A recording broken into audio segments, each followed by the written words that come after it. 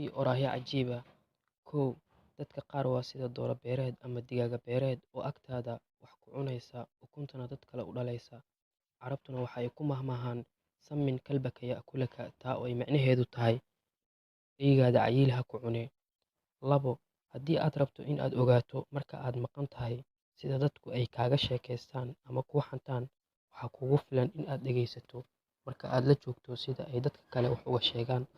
Dulucda hadalka oo kooban waxa uu yahay kuu sheekeeye kaa sheekeeye ha la sheekaysan.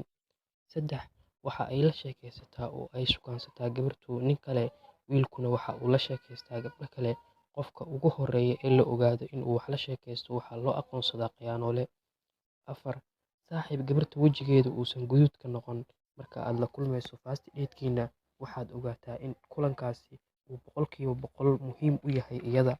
Dadka qaar ayaa jecel in ay nagu sheekeeyaan wax badan oo inaga nagu saabsan, because ma jirto qof danaynaysa oo dhagaysanaysa hadday iyagu iska hadlaan. Oo waxaa soo badanayo maalmahan, hebel ayaa ku soo dhegay heblaayo iyo wuxuu ka lushay si uu caan ugu baxo. Lix, inaad noqoto qof maqan oo sharaf leh ayaa aad uga fiican inaad noqoto qof jooga oo aan qiimo aan lahayn. Soomaaliduna waxa ay tiraahdaa meel ka muuqo ama ka maqnaaw. Toddobo, ha murugoon haddii aadan xiriir jecel aadan lahayn. Hadda waxaa neefsan la xariif xabiibtiisa u diray fariin ah la'aanta ma neefsan karo oo ay ugu soo jawaabi weysay. Marka be single forever, iskaabulo ah weligaa. Sideed, saaxiib, qofta ku jecel waxay kuu ballan qaadaysaa in ay dartaa wax waliba u samayn karto, xitaa buuraha waaweyn dartaa u qaadi karto. Laakiin xaqiiqada jirta waxa ay tahay in aysan xitaa labadaada lugood kor aysan u qaadi karin. Iska ilaali ballanta beenta ah.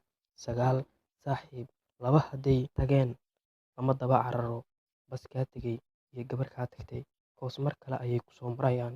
Soomaaliduna waxa ay tiraahdaa bun haddii la waayo beddelkeed ayaa la helaa.